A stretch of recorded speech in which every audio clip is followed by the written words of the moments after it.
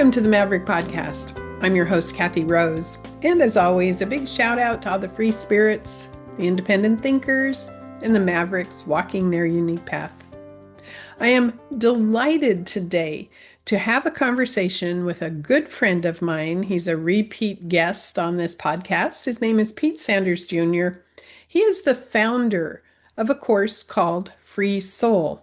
It's a nonprofit public education program, and the purpose of Free Soul is to help empower people spiritually in their body, mind, and spirit, to give them techniques and methods to not only create their own state of mind, but for inner healing, for higher intuition, for learning how to get your own answers directly from the universe. And this is something I am very committed to talking about, part of my mission statement, I feel. Pete, it's so great to have you back again. I could have a conversation with you every single week, and we would find deep and wonderful things to talk about spiritually. So thanks for coming back on. I always enjoy the opportunity to share with your listeners and the insightful topics and questions you bring up that are many ways close to my heart also. The inspiration for this podcast today, I call it spiritual self-sufficiency. And that is aligned with what's happening astrologically right now. So just a quick information statement on that. We have the planet Neptune changing signs. It's going to leave Pisces and it's moving into Aries. And it's going to stay in Aries for 14 years, and that's a big deal.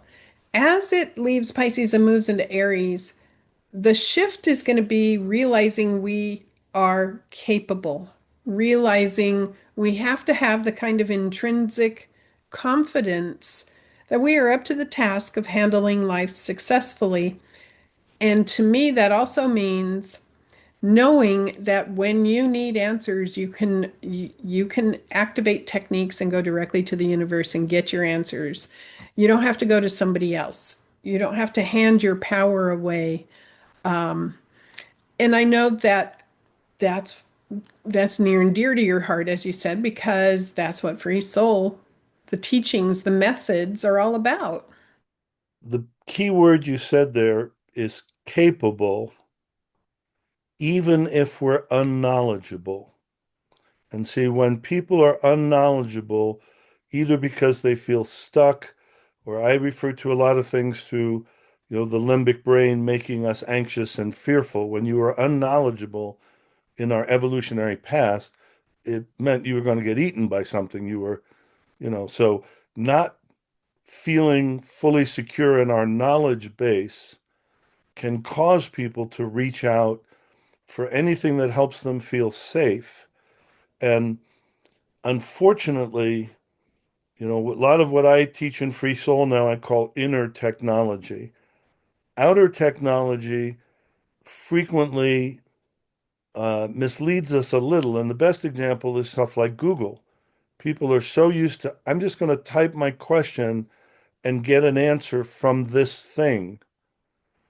And in spiritual realms, they can wind up going to someone else to give them the answer rather than learning the skills of how to be able to get their own answers. Mhm. And I'm very happy. Khan Academy is coordinating with, I think, ChatGPT to get a new program for schools that that the learning modality that they have doesn't just give kids the answer. It kind of walks them through the process of how to figure out the answer. Mm. So probably the other word we should put in here is having not just spiritual self-sufficiency, but spiritual patience on the way to self-sufficiency, being patient with I'm learning how to develop methods, and I can go to things like your video series or the techniques that are in my You Are Psychic book um, to start to develop those skills, but getting them where they're more automatic takes time. It takes patience. And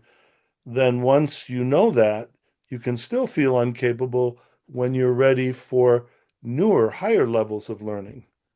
So remembering we have that core capability, and I'm exploring how to develop full spiritual self-sufficiency. Knowledge is very important. Learning the techniques, learning the pathways. And so we're going to talk about some of the techniques that can be very, very helpful right now. And we're going to share some ways that go beyond just the limited time we have right now to talk about those techniques. People need to separate knowledge into learning skills and getting answers. That you're learning, you're getting knowledge for how to learn the skills. Mhm. Don't just associate knowledge with, I got to have the answer right now. Right, right. It does take initiative and it does take patience, but it takes the desire to say, I can figure it out, or I want to improve myself. It is easier to go to somebody else. And I butt up against that all the time in my astrology practice when clients will say, well, just tell me, does my chart say I'm going to be happy? Tell Mhm. me, does my chart say I'm going to live a long time? Tell me, should I stay in this relationship? And all of those kinds of questions are not things I'm going to answer. Your chart does not tell you if you're going to be happy next year. You get to choose that. So the kind of initiative of being self-sufficient or being brave enough to seek techniques and to apply them. One of the first things that I found so phenomenally helpful when I took the Free Soul instructor training was the cleansing techniques. And it's something I talk about with clients all the time because people who seek out astrological services are often highly empathic in one way or another. Their sensitivity level is usually very, very strong. And what I hear from them is overwhelm all the time. I have so many, especially female clients, who have a hard time even going to the grocery store because they get overwhelmed by everybody else's energy pattern. And so the cleansing techniques, the understanding that your aura, your energy field is a filter, Mhm. psychic pollution filter, and that we can consolidate and cleanse and shape our energy field.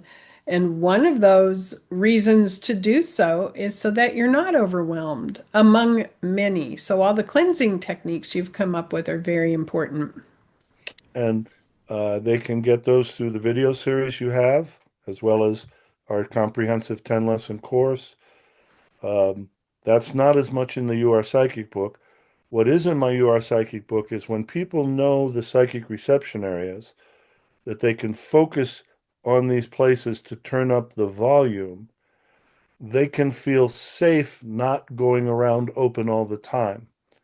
Many of the people who are empathetic, they stay open all the time because they don't want to miss something, or they're afraid if they shut it down, they'll lose it.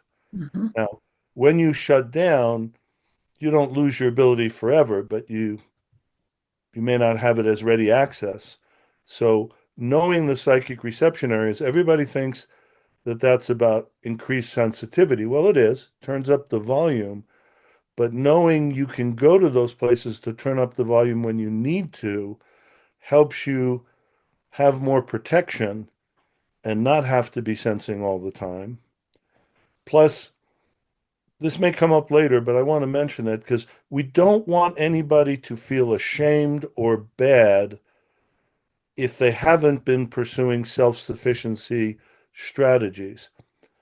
There is a value to the boosting effect of being in a group or being with someone you trust. When people are clients of yours, they trust you. And that trust helps them almost like an amplifier. Because when you feel safe, you get out of limbic brain and you are more open to the universe. I know at some point you wanted to talk about the blending techniques, the ultimate of which is the universe blend.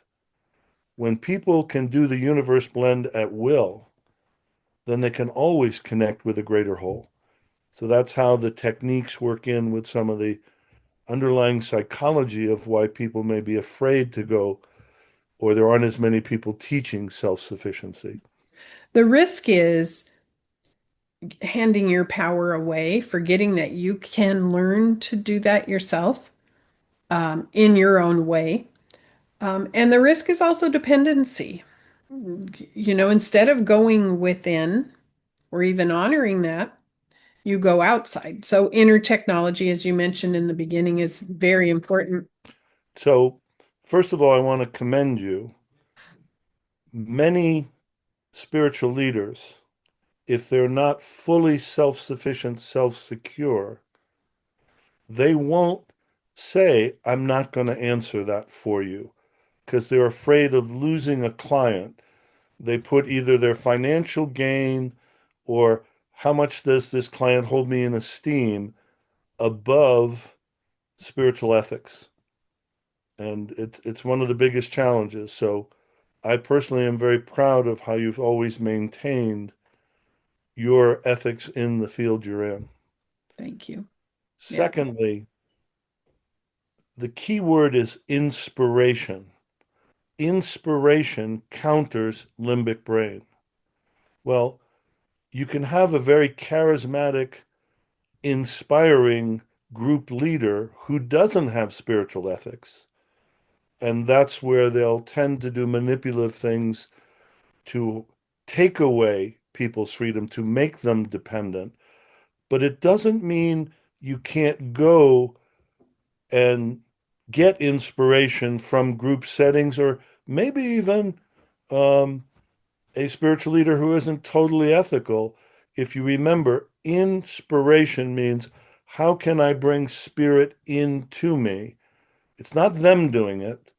It's I'm listening to what they say, I'm filtering it into my world, and I'm using it to inspire myself. And then how can I trigger that inspiration even when that other person isn't there? Mhm. That's where knowing techniques like the universe blend, the soul shift, the psychic senses really fits. Mhm. That's a great point because I do think it is important to have a spiritual toolkit. Again, that goes back to having the education, having the pathway, and then you get to choose to use it or not. Well, let's discuss just a few things here. You brought up when I mentioned cleansing my video series, and I'll mention that really quickly right now. I have a series called Activate Your Intuition. I shot it 16 years ago. So it's Kathy without the silver hair, the young Kathy. And it's 4 hours of learning. Originally, it was produced on DVD. Now it's been converted to digital video. And I've been offering it as a public service recently because I just feel it's so important for people to have some education. They can choose to use the techniques or not. And hopefully, whatever techniques are in my series can help people to come up with their own or modify or advance, so that it's not the only way. But the bottom line is, I am offering it. If somebody wants it, they can email me, and you can find my email on my website. All I'm asking for is a love donation because it's an energy exchange that I think is important. And it doesn't have to even be a large love donation, it can be whatever it needs to be. Now, if you go to the website for Free Soul, which is freesoul.net, there are many, many, many options for learning and education. I highly recommend you go. It's a nonprofit organization. One thing Pete has done that I highly respect is to keep prices reasonable, because that's the commitment for public education and nonprofit.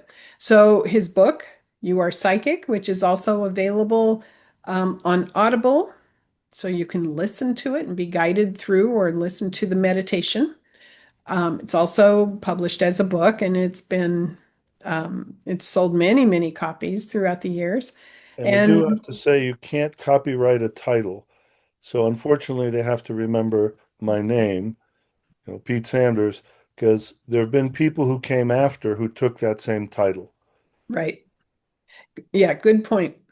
So that book is wonderful and I highly recommend it. In the You Are Psychic book, Pete talks about the four psychic senses. So you brought up psychic senses in the psychic reception area, but most people don't know that there are four intuitive senses, not just one. And that's part of education that I think is important. And on my Activate Your Intuition series and deeply in the You Are Psychic book, the four psychic senses are described, and Pete goes into how and where to activate them so that the volume is turned up. Well, those are super skills. And by the way, I love that it's in Audible so people can be led through the techniques. Um, but a lot of people like to have a book they can, make notes in, highlight. The print book is available through any bookstore. When they get it, we don't sell it at freesoul.net because when we're the publisher, what keeps it in print are the bookstores ordering. But the four senses where this can lead to dependency is if a spiritual teacher is strong in something that is not the student's gift. Some people may be highly intuitional, but they will never see an aura. They're just aura vision is not one of their strengths, so they can be enamored with a leader who sees auras. Or someone might be very visual and get images all the time, but they don't channel. They're not, so they think, well, the channeler is more spiritual than I am. Or somebody may be highly feeling and not see auras or channel. But if they can really sort through how to shield, and correct me if I'm wrong, but there's not enough time to do everything. And Kathy is such a marvelous teacher that decades ago she said, "Can I use some of the free soul techniques, put them in my own way, add my own techniques?" And so she's made this great video series. And I said, sure, anything that gets things out to people, do it. But if people don't know cleansing techniques that are not in the You Are Psychic book, they're in our comprehensive 10 lesson course, but they are in your video series.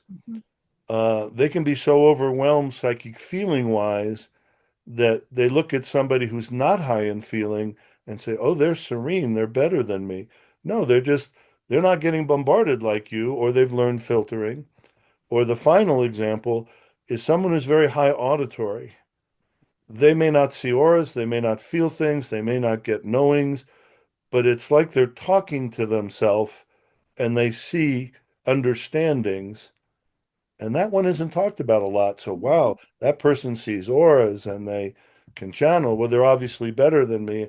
And that kind of shows you how people give their power away. Mhm. So that's where knowing the four different modalities, and some people have strengths, you don't have to be strong in all four. Exactly. I mean, those details are incredibly important because, again, we have all four senses, but there are one or two senses that we use predominantly. And the cleansing techniques, when we think about the fact that we are trained to wash our hair, we're trained to wash our body, we're trained to wear clean clothes, but we're not trained to do energetic hygiene. And energetic hygiene should be top of the list because we can walk around carrying trauma, stress, with gaping holes in our energy field that just allows us to feel bombarded for a couple reasons. Number one, the filter, but the other reason is that we are projecting the stress of the day if we're not cleansing and charging our energy field. And one of the techniques, the cyclone of energy, which is in the 10-week course, the comprehensive course that's available on the website for freesoul.net and also in my video series, that cyclone of energy, you can cleanse your house. You can send it and cleanse an environment that is far away. I mean, the first thing I do when I get on an airplane is cleanse the airplane. I bring in the cyclone of energy. I always like to board early so that I can get in and cleanse the airplane. Think about what an airplane is a collector of, which is other people's travel stress. You don't usually feel a whole lot of the excitement on the trip anymore. In airplanes, you're feeling the stress, you're feeling the rush through security, you're feeling, I got to get my seat, oh, this seat is too small. And so I cleanse the airplane when I get on, and I just feel like that's my public service. Of course, I do it for me, but it feels like it makes the plane better.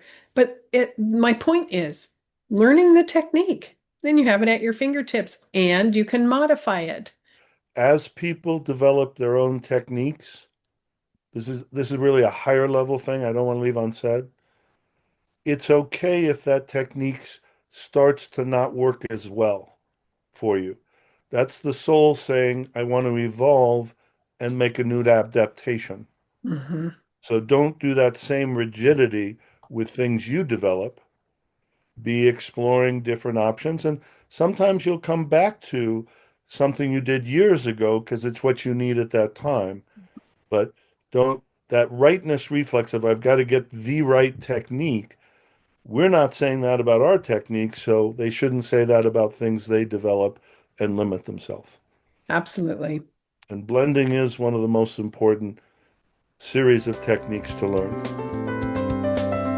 My guest today on the Maverick Podcast is Pete Sanders, founder of Free Soul, whose website is freesoul.net.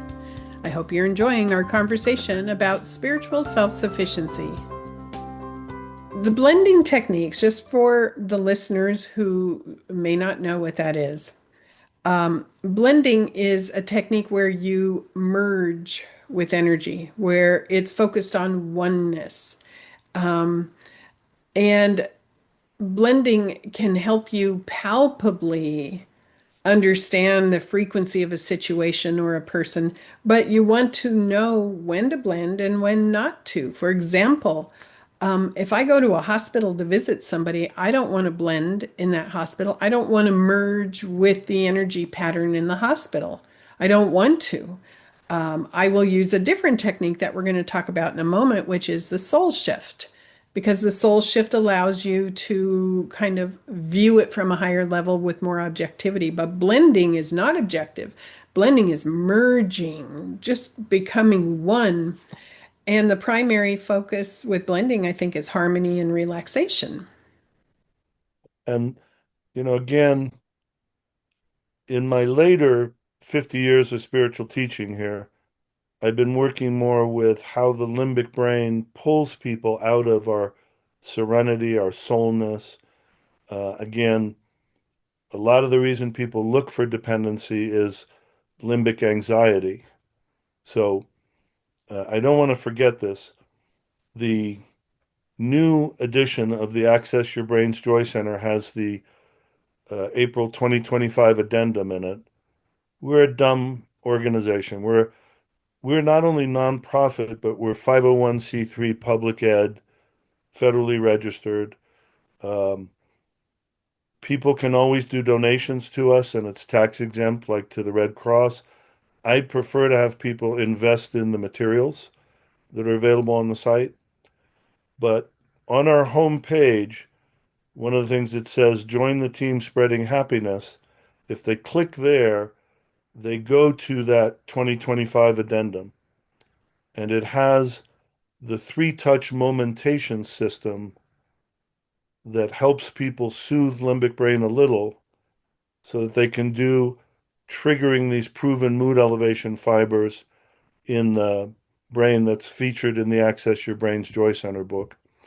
The second of the three touch is very close to cleansing because it's using the biomagnetic field of the hand to get through the bony plate of the skull and trigger these proven mood elevation fibers.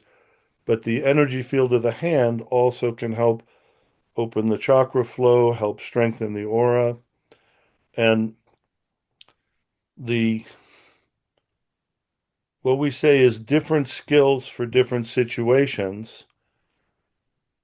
The soul shift we're going to talk about in a moment, when people don't know the soul shift and they do blending in a hospital, then they are more prone to picking up everybody's limbic anxieties, their fears, all the hurt, all the trauma. That's why in the 10 lesson course, by the way, we do have the 10 lesson course available digitally. If people, it's MP, MP3 PDFs and MP4, or a PDF of the text and an MP3 of the audio of the 24 cassette series originally. But when in the 10 lesson course, you may remember, we always have people soul shift and then blend, Mhm. so that as a minimum, they're blending out of limbic brain and they're less prone to just picking up other people's fears. Now, obviously, if you're in a hospital where there's a lot of trauma, you really want to be discerning. But if for some reason blending with the family and sending them love and things that help them get out of limbic, when you soul shift before you do that blend, you're less liable to pick up the gunk. And again, this is part of learning spiritual self-sufficiency, adapting and modifying for each situation what's best for you in the situation. Mhm. I'm sorry, I love talking about this stuff, so I can go on and on, but I can too, absolutely. And we should go ahead and define limbic brain. You mentioned the book that you have, Access Your Brain's Joy Center, which I highly recommend.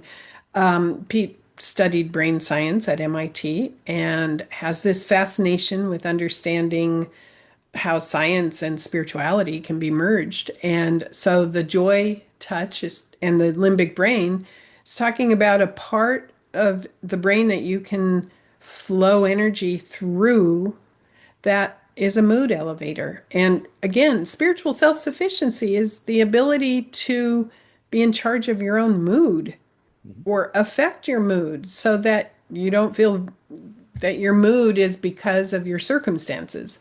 It's because you get to choose how you are feeling. So that technique, the joy touch, is excellent. And I highly recommend people seek out that book and learn it. because the limbic brain is from our evolutionary past where we were more survivable, miserable than happy. It's the middle layer of the brain on the picture. And, back in cave person days, if we went walking through the meadow, isn't life great? Something would make us lunch. And I kind of reverse engineered the technique. I found lost research, and there are these proven, well documented mood elevation fibers that are above the limbic level. Brain scientists say anything that pulls you up gets you out of limbic. That's why a lot of prayers are Our Father who art in heaven, anything that pulls people up, or being on a mountaintop, or music centers are above limbic. But when, just to give people an example of how they felt this, these proven mood elevation fibers are in an area of the brain that has a lot of fluid filled parts. And when you rock the fluid against those fibers, and that's why a rocking chair feels so good. Or the example I've been using is how outer technology can sometimes increase our limbic brain vulnerability. Before air conditioning, every house had a front porch because people would open the windows and go out on the front porch while the house cooled down. And if the front porch didn't have a rocking chair, it had the front porch swing. Mhm. So when people can do just more than the 10 to 20% triggering the fibers from rocking, learn exactly where they are and how to trigger them, they can get the full effect of countering limbic. And where this matches coming back to the soul shift technique pulls people up higher. But when we're really limbic, it's like an anchor chain on the consciousness that makes it hard for people to soul shift. The urge to lift, the urge to go higher, it really drives us to seek spirituality, seek techniques. Let's talk about the soul shift itself. It is based on the concept. Back when we used to do introductory lectures In fact, you did it in the one I attended in Denver. You said, "How many of you believe you have a soul? Raise your hand." And everybody raised their hands. And you said, "I don't believe you have a soul." Everybody looks shocked. And you said, "I believe you are a soul. If you have a soul, where is it? Is it in your back pocket? You carry it in your pocketbook. You are a soul and you have a body." And so then you start thinking about, okay, what is soul? It's the everlasting part of you. It's the energetic part of you. It's the part that is connected with the higher dimensions and comes in through the body and runs the machine. And the soul shift technique is simply a technique where you are slightly reversing your normal focus. The normal focus is from the soul into the body and out. And this is going up and shifting into that higher level. I like to say it's like a balloon, a helium balloon that you just let go of the string and it floats up, or an elevator that goes up to the penthouse level. You just go up to that higher floor. And the soul shift technique is a super skill. Cleansing is a super skill. Soul shift technique is a super skill. One of the things I think the biggest benefit from soul shift is you become like the eagle on the high branch. Not only are you in touch with the alpha brainwave state and higher levels, but it affords you a level of objectivity. When I soul shift, I'm able to look at the world from a soul view. I'm able to see other people as learning, growing, developing souls. I'm able to connect with my guides or higher levels in the universe more readily, as long as my aura is cleansed and there's not static that information has to come through. So I thank you quite often for coming up, well, teaching the soul shift technique, so that I'm conscious of it and so that I can do it on command. The thing that may also help people visualize is they know how most of an iceberg's below the water and only a little sticks above. If you turn it upside down, the above the water part of the iceberg is real. It's like the physical, but there's more. And our birthright is to have access to the whole iceberg. So the soul shift helps people get to that more. The Access Your Brain's Joy Center Joy Touch technique dials down the limbic stress. Um, so think of the limbic brain as like an anchor chain on the balloon, keeping us from accessing that. And that's where countering limbic is a very important super skill to add to cleansing, because someone might cleanse their aura, but if they're stuck in a limbic loop of worry, Mhm. anticipatory anxiety, or can't get out of an old hurt, they can cleanse their aura so they're not picking up other stuff, but they're polluting their own aura from within. And so the first chapter of the Joy Center book is teaching people how to trigger these fibers. But the second chapter is 60 pages of each type of hurt, each type of worry, with a second technique in addition to triggering the fibers to specifically address how to dial down the limbic sunburn of that worry or that hurt or things like that. And then, on the website, we have other advanced materials that help people be able to do the soul shift, um, eyes open and moving, going from momentation to gomentation. Mhm. And I do want to say, because she mentioned differences in hair color, Kathy's video series is excellent. We do put on the website under the About Free Soul menu a bunch of videos, and one of them is me leading the soul shift when I had a lot less gray myself. So people won't, we both have things from the ancient past on there. Yeah, it's amazing. 40 some years of this. So the concept of soul shift and eyes open, I think this is incredibly important because then life can become a meditative process. I find so many people want to separate their spiritual life from their practical life, their physical life. And I think it has to be used together. For example, when you're stuck in traffic and you're late for an appointment, You need to be able to apply certain techniques that will help you maintain a positive attitude, keep your blood pressure down, and try to stay in harmony. And as a matter of fact, blending, let's go back to blending real quick. One way I combat impatience if I'm stuck in traffic. Because, yes, I can say in my past, I was one of those who would dart in and out trying to pass people, only to find the person with total harmony next to me cruising along and always being ahead of me. And meanwhile, I'm in the past when I was younger. Changing lanes back and forth. Yeah. Yes, exactly.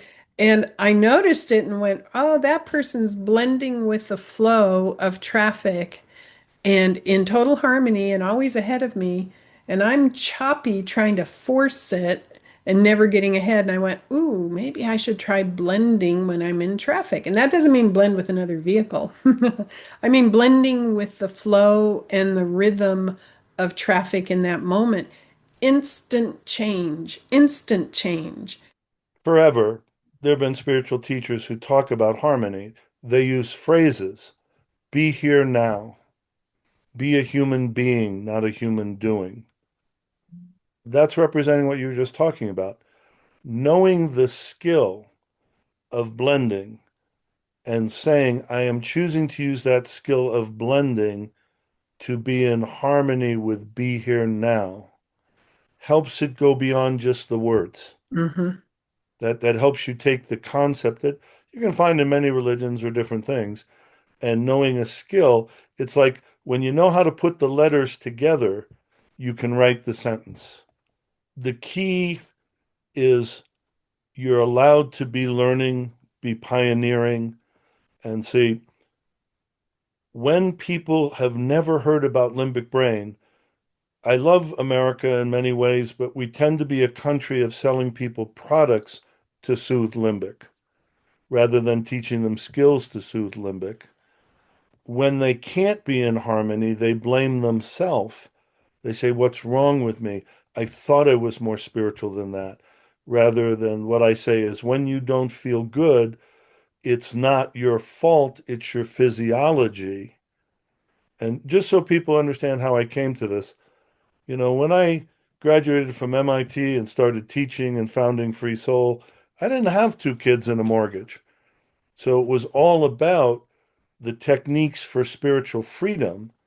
And then as I had two kids and a growing family and trying to do a business, I had a lot more limbic stress where I wasn't able to do the techniques of the soul shift and blending as easily.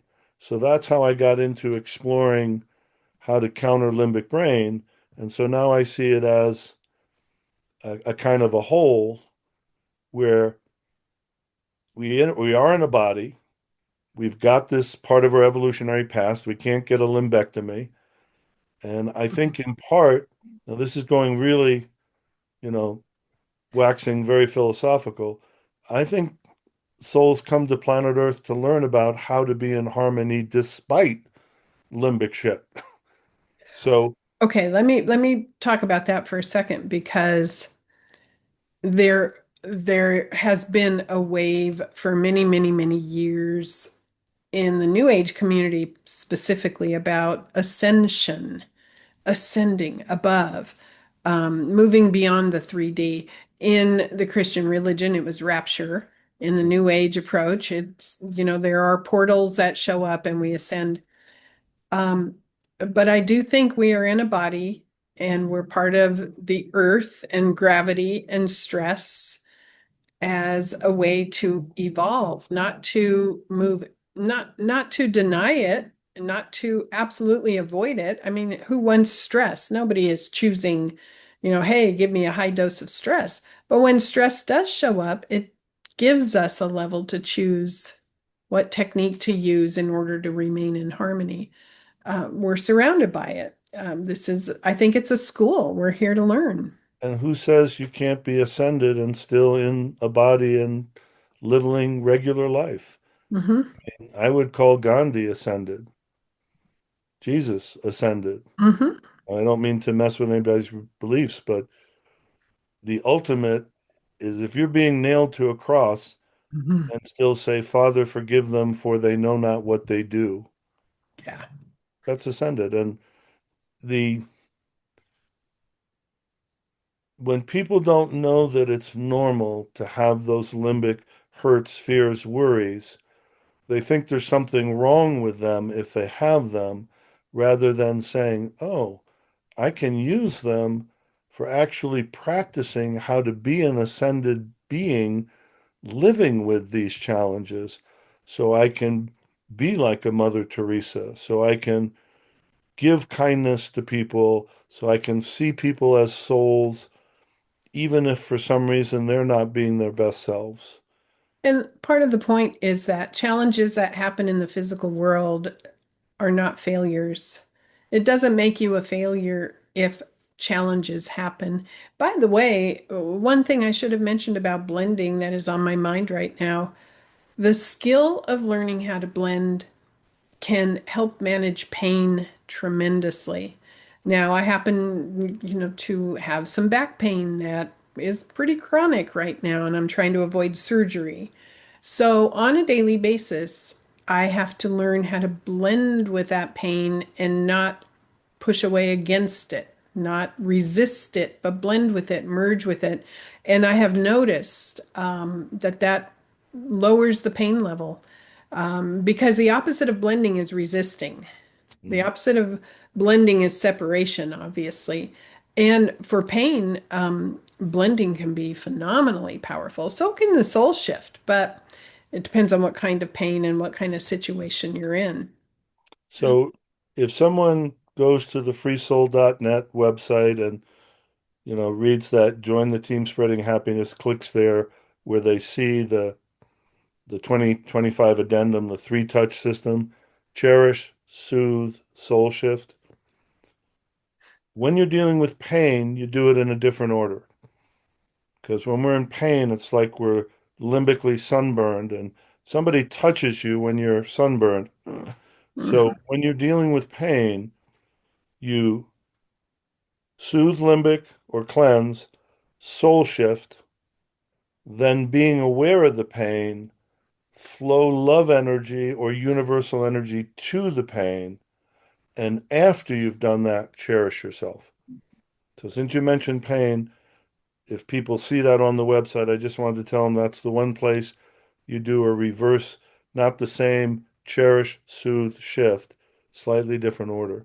Those of us who are silver haired understand some issues with pain as part of it doesn't mean it has to happen, but it tends to show up a little bit more. And knowing how to manage it and retain your harmony, I think is very important.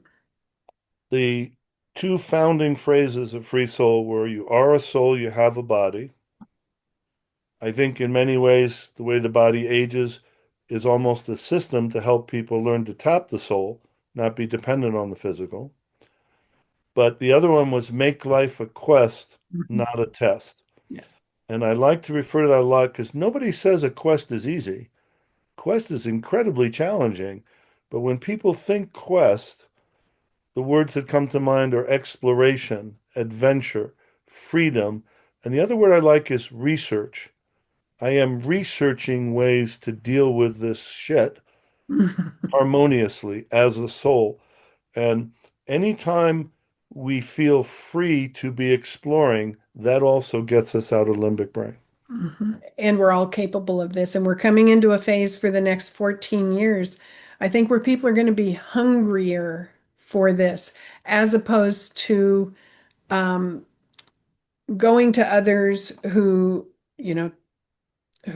give them the answers. They find it, they ask themselves and they learn to ask those questions themselves to get their own answers or to verify what somebody else may be saying to confirm whether it works for them or not. They learn to question. It's part of, again, the Maverick podcast.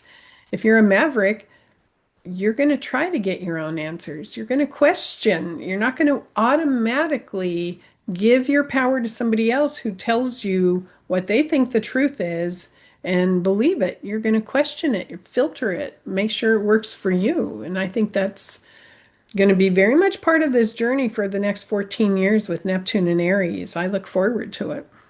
And something briefly, I want to tie that together. People sometimes give away their power to someone else or a group because they feel limbically not good enough or alone.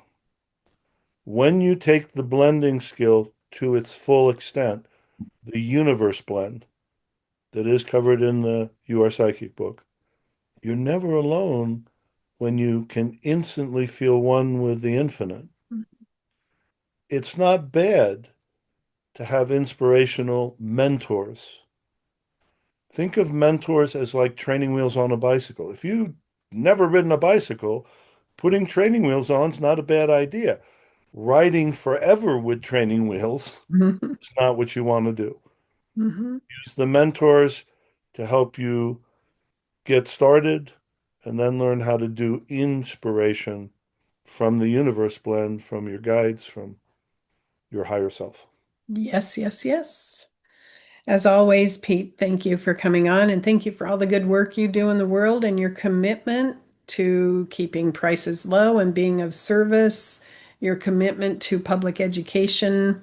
Thank you, Kathy. And I'm again very proud of how you keep your ethics when even you have people telling you, give me the answer based on my chart, and how you try and guide them in self-sufficiency. I don't know if you have this on your website. I want to mention it on ours. One of the drop-down menus says study order because we have so many materials. So people can go to that and based on what they may have, gives them a hint of what material may be best next for them from the Free Soul kind of library of materials. Wonderful. All right. So, Until as you next like time. to say, bye for now till we meet again.